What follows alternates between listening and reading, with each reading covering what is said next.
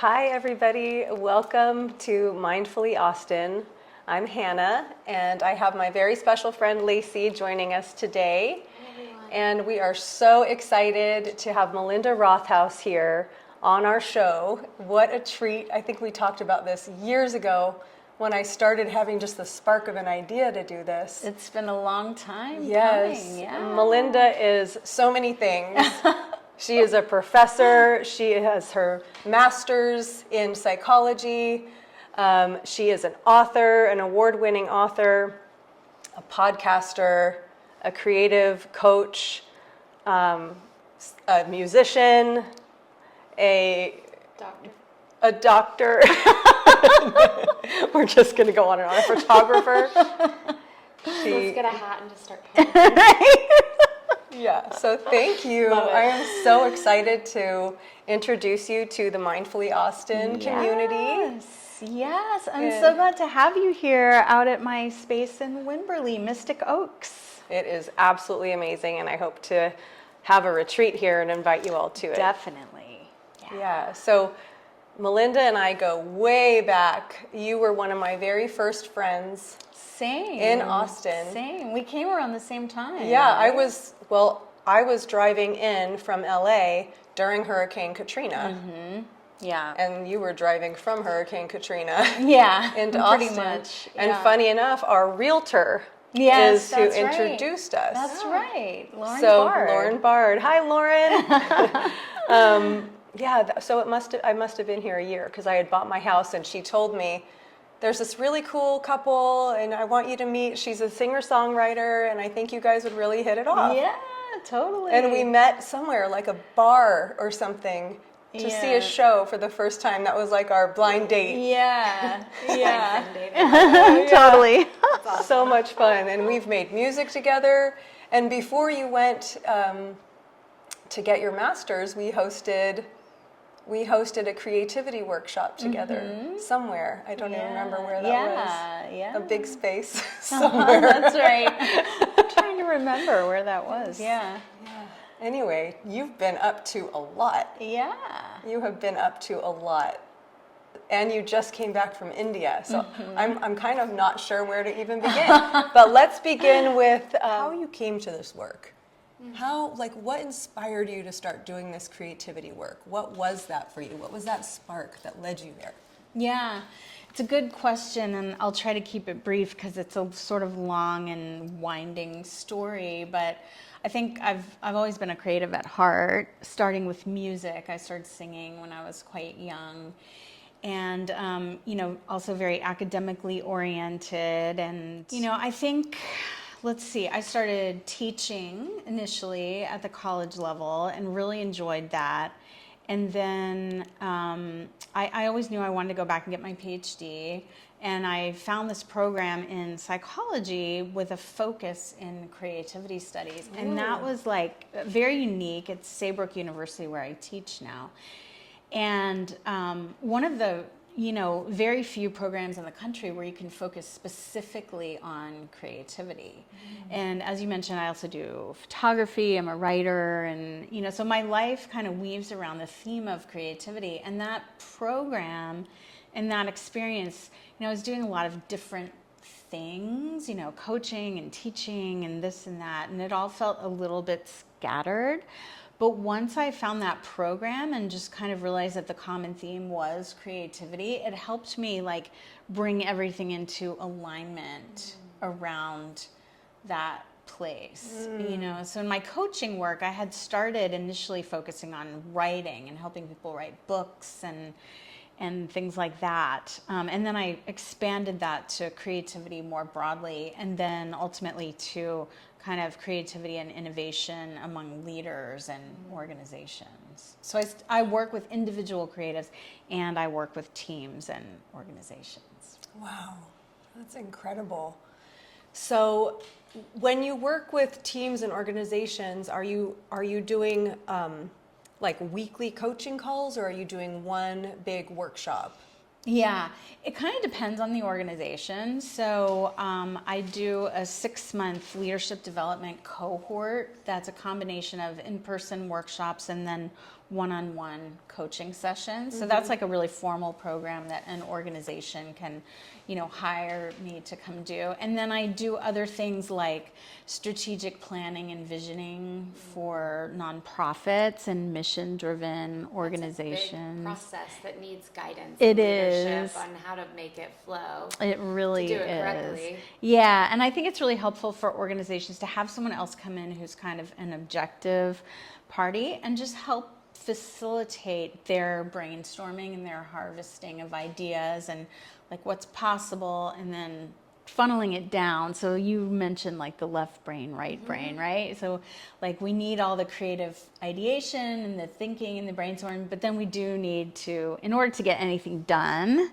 whatever it is, we have to kind of funnel it down and then be able to move forward. Like a systematic foundation that people can follow, then that then creates the space for the creativity to flow. Exactly. Yeah. Yeah. Now, I know you have a very strong mindfulness practice as well, and that's what I love about this, that you bring mindfulness into that world. Yeah. That was our whole mission with this podcast, was to connect with people who do that, who bring mindfulness intentionally in, and by doing that, they're uplifting humanity through their work by just planting little seeds, pollinating. For sure. And so where did that mindfulness practice begin for you?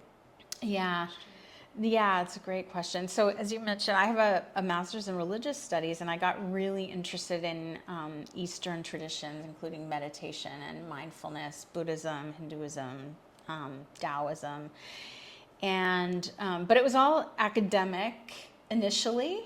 And then when I was living in New Orleans, I was actually working with a therapist and just kind of working with some anxiety and stress management. And she gave me like a guided meditation that she recorded herself, and I would listen to that. And then after I came to Austin, after Katrina, my life was sort of like in upheaval, kind of had to start over and reinvent myself. And I was having a lot of anxiety around that time. And that's when I really started meditating. I connected with a meditation community and just made it like a daily practice of just being present in the moment. And then, over the years, deeper study, I became a meditation teacher. And but I think for me, what that has done for me is kind of given me a framework and a practice that helps everything make sense. And I practice every morning. That's the first thing I do in my day. And it really helps me ground, for myself and also in my work with others. Yeah. I was sharing with Hannah before you came back in here. You can tell when someone has a grounded daily practice, because the energy that you emit is so peaceful. Thank you. And it's this feeling, I felt it was palpable when I walked on your land, and then also even just being in your presence of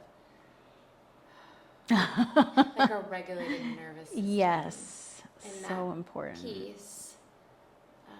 I'm curious as to how that allows, for me in my life, that has allowed creativity to flourish in a way that has been more profound for me personally and in my work. And I'm curious if you felt the same way. Yeah, absolutely. That's such a huge topic. But I think, again, a mindfulness practice or a meditation practice, one of the things that it does related to creativity, we become more fully present in the moment, and then we can open up to the world around us, to the five senses, to inspiration. If our mind isn't just racing and thinking about a million other things, we can really tune in and see, like you were kind of mentioning earlier, like what wants to arise in that moment. If we're taking a photograph, or if we're writing, or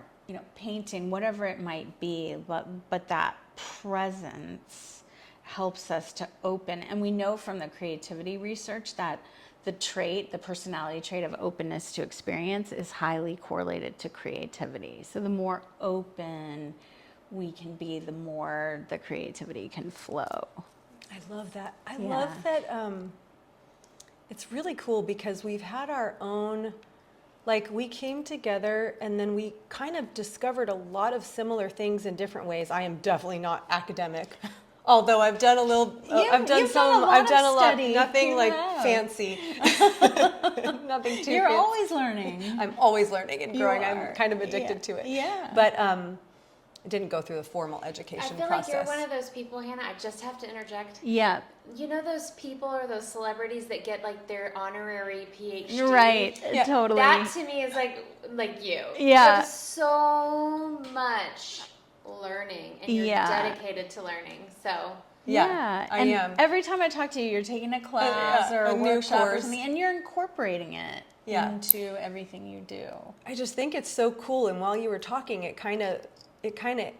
something blossomed because I didn't really put together the state in which we both were when we arrived here yeah. and met and became friends. Yeah. It came from complete and total chaos. Complete and total chaos. I mean, it took me 5 years, I felt, to unwind from Los Angeles. And when I used to sing back then, like, I was a good vocalist. I've been Yeah. studying voice since I was 12. Yeah. And when I hear myself in LA when I was doing it, like it's cringy to me because it sounds like desperation to me. And it was interesting because when I went through my yoga teacher training in 07, that's when it opened up. That's when we did our workshop. Yeah. That's when everything downloaded, like, oh my gosh, creativity is when we allow ourselves the space to not judge ourselves, when we allow ourselves that space to be, to let it flow, to let it express what it is. Yeah. And to be out of the way of our own judgment. And that was my problem before, is that I was always trying to sound like something. Right. Or trying to perform in a certain way instead of just being. Because the mindfulness aspect of just being present and letting that natural gift that you have that you can only share through your voice in your own unique way, that's the gift. And then when you're enjoying sharing it, then the audience is going to enjoy it. Then you're now touching people because you're sharing your energy, you're sharing your gifts and your essence. Yeah. And that came through during teacher training. And then I got pregnant. And then it was like scrambling, like how can I keep going and now be a mom, and then like have the energy to also be a wife, and then have the energy to release a record, and then oops, now I'm pregnant again, and but it's still been a constant. Like those were all parts of my path and my journey. Like these children taught me. They were my gurus and teachers too, as to how I could surrender and release. And we all have our lessons, but I just think that's so cool that we both came from that place of chaos, and we both learned so many things in so many different ways and avenues, some super similar and some very different and diverse. And I'm so excited to learn. Like I want to come to your class and learn more, and now we're back here sharing and talking about it all. How many years later? Like 20-ish? Almost.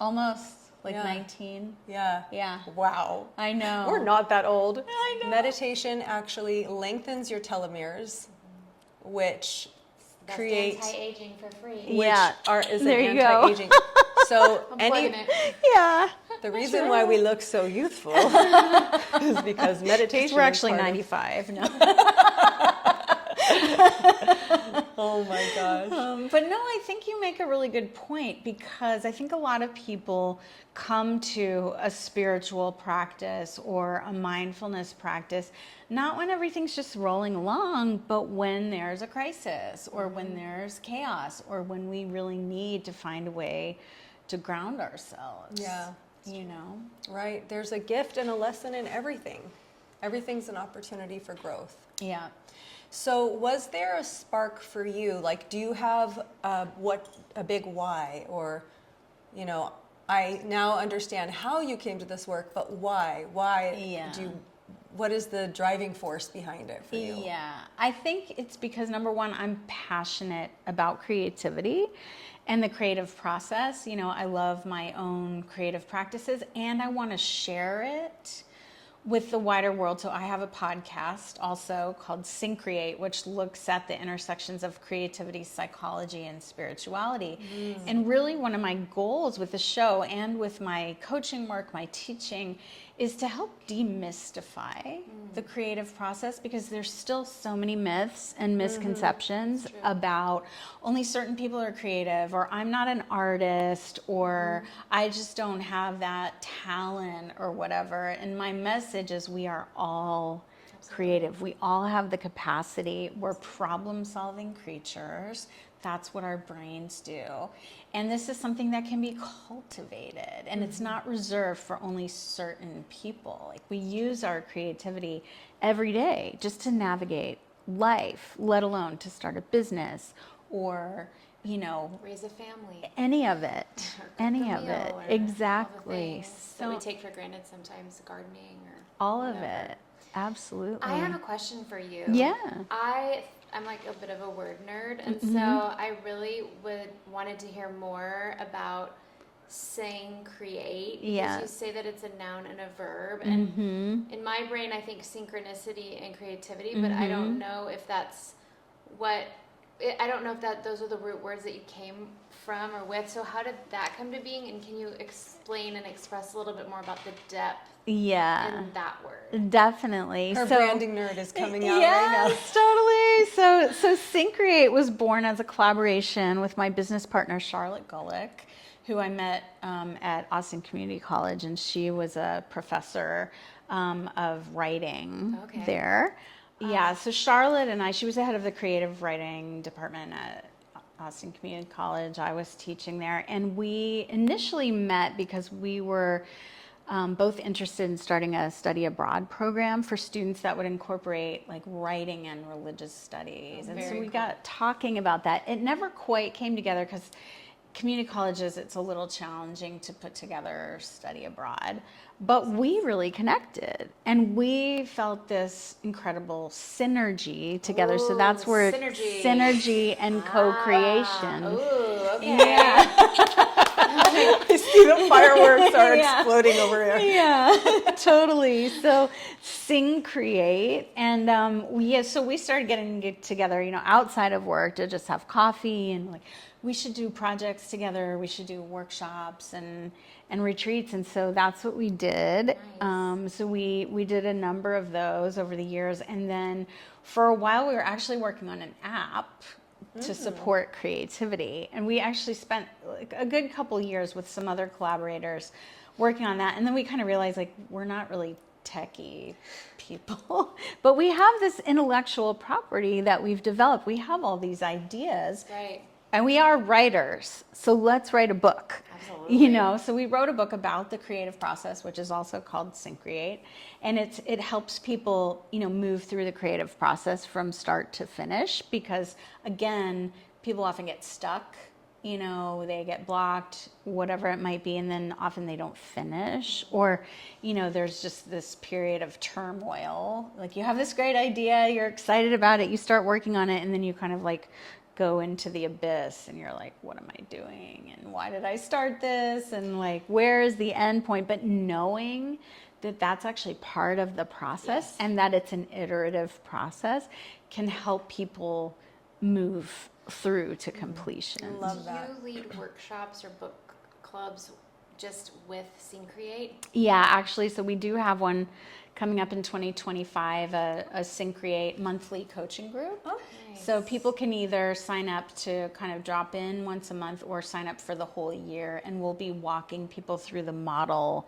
in the book, which in essence we call it play, plan, produce. So play is like the ideation phase, plan is how am I actually going to get this done, and produce is like the drafting, the iteration, the time in to bring it to completion. Nice. So yeah. I love that. Yeah, so that'll be coming up love that. in the new year. Yeah, that's great. Actually, we were talking about a book club, and as we were reading it, I said, I can't believe I haven't read her book yet. Like, I'm kicking myself. And then I said, well, maybe we'll read it all together, and we'll have a book club out of it. Yeah. So maybe it's That'd be perfect timing amazing. after all. Yeah. Where can we get your book? Where's the best place? Yeah, so it's available through our website, but it's everywhere. It's out there online. You know, if you just Google, you can go to syncreate.org, which is our website, or just Google it. And it's also available locally at Book People and Vintage Books Oh, and cool. Wine on the Nice. east I side. love that you're supporting the local Yeah, bookstores. yeah, definitely. So I'm just going to segue here a little bit to what made you choose Austin? Yeah, so I'm from the Northeast originally. I was born in Washington, D.C., and grew up mostly in Indianapolis, so in the Midwest. Went back east for college. So I kind of lived here, there, and everywhere. I was in San Francisco for a while. And then I had been living in the Northeast, and I just got tired of the winters, which is what brought me south to New Orleans. And my sister was also living there. And so I had just like moved my whole life to New Orleans. I'd been living there for about 2.5 years, and then Katrina came. So it was kind of that, well, where else is, you know, within a reasonable distance from New Orleans? Because we weren't sure initially if we were going to try to stay there or go back there or whatever. But that's a creative, progressive community, academic community.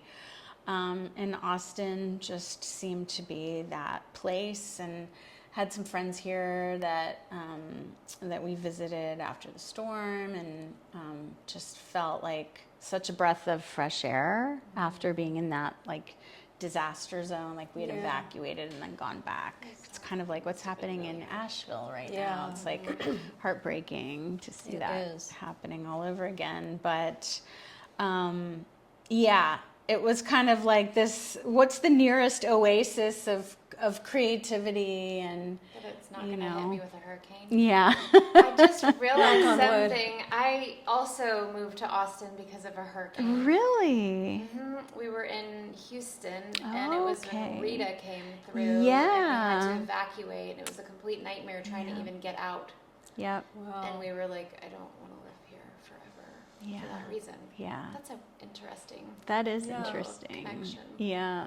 Yeah. And when did you buy this amazing retreat space in Wimberley? Yeah, so that was in 2019. So I finished my PhD in 2018, and I had this idea of trying to have a community creative space in Austin. And I was kind of looking around at different possible properties, and I was doing my PhD at the time and didn't really have the means for it at that point. But once I finished, I just heard this call. It was like, go now to the hill country. I even looked at trying to find a space in Mexico for a while, and that was like a little too much. So you bought before the COVID craziness. Yes. Amazing. In April of 2019. And I was really looking for a space that had some, you know, acreage and multiple buildings on the property, so we could have a space like this to hold workshops and retreats and living space. And Was this a garage? this was a totally unfinished workshop. Like there was literally, it didn't have any kind of like drywall or anything. There was insulation like falling out of the walls. It was just like a dusty, funky, unfinished space. But the bones were great, as you can see. Are you a DIYer? Kind of. Like, I mean, I sort of designed this space in collaboration with my contractor, who's amazing. And Awesome. took inspiration. There's another retreat center, Ruby Retreats, down the road, a yoga retreat space. And they have a space called the Yoga Barn, which they have like similar, this like rustic wood look, which is actually old fence posts or fence panels. Yeah. So it's like It's reclaimed wood. Yeah. I love that. Yeah. So I really like that rustic that. look. It's called shiplap? Is that how you? Is that what that's? Shiplap. Is that like? Similar. I think shiplap technically is like narrower, Better, but okay. yeah. You would know, right? But- Very Anna? cool. Yeah. So I have another question. I'm kind of bouncing around just because this sparked. Yeah. And we're in the creative. flow. We're in the creative flow. Did you have any, because this was clearly a path meant for you. What seeds were planted when you were little a little kid? Like, did you have any awarenesses, or did you have any moments where little glimpses of this future you were presenting? That's a good question. Yeah, it's a really good question. Yes and no. I mean, I would say I never could have predicted when I was young, like, when I grow up, I want to be this, this, because it's not a conventional path at all. And it's taken a lot to find my way. And I wouldn't trade any of it, but it's not a linear path, right? But I do remember, I've always had kind of like a mystical leaning as a young kid, and I was not raised in a religious family particularly, so I don't know where that came from. But I remember being a kid and playing outside in the yard. We were living in Augusta, Georgia at that time, because my parents moved around for work. And I just remember having this vivid thought, like, this whole life is just a dream, and one day I'm gonna wake up. Wow. So like that seed of awakening, like that path of awakening, I think was somehow karmically, who knows, like kind of there. And I think also from a very young age, I knew I didn't want to have a conventional life, just for wherever that came from. I knew there were all these things I wanted to do in the world, and travel and study and, just kind of not follow that typical path. Yeah. So I didn't know where it would lead, but during a moment of crisis when I was living in San Francisco, and I was kind of a little bit at loose ends. I had finished my master's. I wasn't sure like what I was going to do next. And I had moved out there for a job that didn't work out, and I was like reevaluating. And I just had this moment of clarity where it was like, I'm just going to keep searching and seeking until I'll know it when I find it. I didn't know what it was. I couldn't exactly articulate it, but I knew I would know when I got there, and ironically, the upheaval of Katrina and moving to Austin, it was very, very challenging. And I experienced panic attacks when I first moved here, and then went through a breakup. And, but then, I started meditating and practicing mindfulness, and then just this like kind of spiritual blossoming happened. So again, we were talking about Carl Jung earlier in Jungian psychology. Like, I'm a big believer that transformation happens in those moments of crisis, loss, uncertainty. Those are the times we have to really dig down and find something deep within ourselves. And, who knows where it will lead. It's so beautiful, and it gives so much hope for people that are struggling. It's like, just wait, something is coming. Yeah. It's the lotus flower blossoming in the mud. It's the phoenix rising from the ashes. Yeah. It's the butterfly emerging from the chrysalis after it's turned into nothing but green goo. Yeah. Baby being born after you think you're going to die. Yes. Oh, gosh. Yeah, I love that. What a magical story. Yeah. That was really cool, because there are always those little seeds that plant. Well, going back to mindfulness and like the attitudes of mindfulness, I feel like patience is a big attitude that is practiced within the container of mindfulness, as is non-judgment, as is letting go and surrendering and trust and all these different things that it allows you to know and to be here now and to deal with difficulty, because you know it is going to shift and change. Yes. As opposed to trying to go into the future or in the past or whatever, right? Like, there's this, no matter what we're going through, there is this sense of grounded peace that can arise. And I think that the practice lends itself to that. I always thought about it when I was going through my teacher training, like a well, that I was filling this well. Yeah. And that every day I would feel that well, and when I got really, really thirsty, it was there for me. But if I didn't do the practice, then when I got thirsty, the well would be dry. And Yeah, that. it's a great metaphor. Yeah. I love that too. It also hit me Yeah. when I did yoga teacher training in 2007, but I had before, and we always do a meditation before and at the end.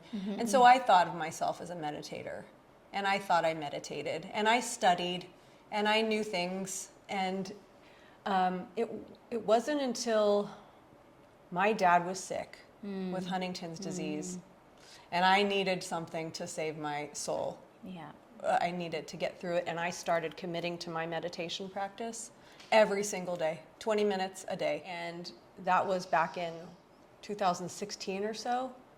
And that's when the embodiment happened instead of the intellectualizing. Because I was intellectualizing before and thinking because I did something a couple times a week that I was a meditator. Yeah. And I didn't realize that I wasn't fully embodying it. I was just intellectualizing it. And I really got that sense when it became a daily commitment and a daily practice, and how that opened up.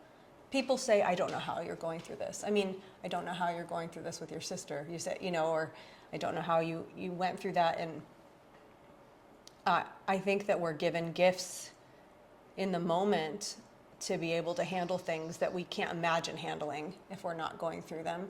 And at the same time, I love that well analogy. That we're, without that practice, how would I have responded? I don't know, and I'm afraid to find out. Yeah. Right. And going back to like the intersection of spirituality and creativity, and then what was the other? Psychology. For me, as a student of Jesus' teachings, and like this idea of like the living water and the well, I always feel like for me meditation is listening. It's that ability to really listen and connect and receive. I love that you mentioned that in the Coffee and Connections last week or whenever that was, that because we were bringing this up too, some people talking about creativity, some people don't feel they're creative, or I wasn't born talented, or and someone was saying I'm not I'm not a meditator, I don't know how to do that, and we were saying, you probably are doing it when you're gardening. You might be doing it when you're washing the dishes. You might be Then we found out, she has a cup of coffee and sits outside every morning. Oh, that's your meditation. Well, it can look different. It's her whole business is Sky Roasters. She roasts coffee beans. Oh, yeah. And that is her meditation. business. That is her work. And I'm like, that whole process is mindful. And you said it's when your mind comes back to itself. It's like somebody, and maybe it was Jess, maybe it was someone else. I can't clear my mind. We said nobody can. It's because you're human, and the art of it is recognizing when you swayed, and coming back home. Strayed, not swayed, either one, and bringing it back. I used to beat myself up, like, oh gosh, there it is again. Like why can't I be present? Why can't I clear my mind or whatever? And I can't remember the teacher, but the teaching was that instead of chastising yourself for that, you celebrate the fact that you remembered to return home back to yourself. Absolutely. And I think mindfulness is in the Sanskrit is sati, which means to remember. That's what it was. Which is so beautiful. Yeah. And we just have to keep remembering. Yeah, absolutely. And I think, different people who have, different activities or professions that they're engaged in, like you were talking about coffee roasting, or they talk about some of the great Buddhist masters who reached enlightenment. One of them was like crushing sesame seeds. Yes. And there's something about being really engaged and present in a task, senses. whatever it is. Right? You're in the moment. You're just doing that thing. Right? Barry Gordy, the founder of Motown. Yeah. He started writing jingles when he was working at the car Right, place right. in Detroit. Right. The mind is focused. And that- the Sting mind is that focused. Han says, like, if Yeah. you were going to wash the dishes, then just wash the dishes. Just wash the dishes. Yeah. So Yeah. great. I love this conversation. Yeah. Before we wrap up, because I know we're probably getting close to that time if we haven't already gone over, because it's just too good. I really want to ask you about your music. Yeah. And find out how that's Yeah. going, and are you performing? Or do you have Yeah. CDs available? Where can we buy them? Definitely. She's got a beautiful voice, a really what's the word I'm thinking of? Hypnotic. Very hypnotic, velvety, trancey hypnotic are the same kind of thing, but that's what I remember of your voice and your music. Meditative?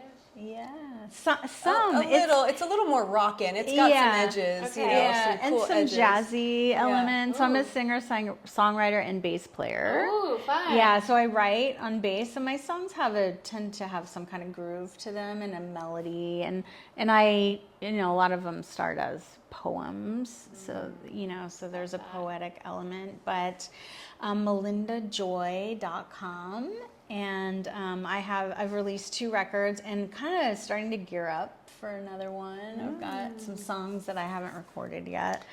But yeah, we're doing a house concert in South Austin with some of my collaborators on October 26th. So if you go to the website, you can find info on that. And then Where's it at? in South Austin, off of like Westgate and William Cannon. Okay. Yeah, there's info on the website just to RSVP because it's someone's private house, but it's open to anyone. Fun. So yeah, and then we're doing a show in November at Vintage Books and Wine on the East Side, and then we're doing another kind of community house concert at a retreat center in Waco later in November. So cool. Yeah. I love that. Yeah. I love all of the multifaceted ways in which you express your creativity and your beingness. Yeah, thank you. It keeps me engaged. I like to have multiple different projects and things that I'm working on because they all kind of feed each other in different ways, and then I don't get bored. Yeah, and your podcast is amazing. Thank you. I really love it. It's very well done. So please check it out. All the links will be in the description, of course. And please comment also and share this video and let us know how you've enjoyed this conversation. And we'd love to see you in person at our next Coffee and Connections. So you can sign up on our Google form that's attached to the description as well. Thanks so much for having me. Thank you It's for been having so us fun. on this beautiful space. Absolutely. Yeah, thank you. Love you. Love you too. It's so great to meet you. Yes, it's lovely to meet you. Yes, definitely. We haven't aged a day. That's right. Really good for 98. Exactly the same. Yeah. Bye, guys. Thanks for watching. Bye.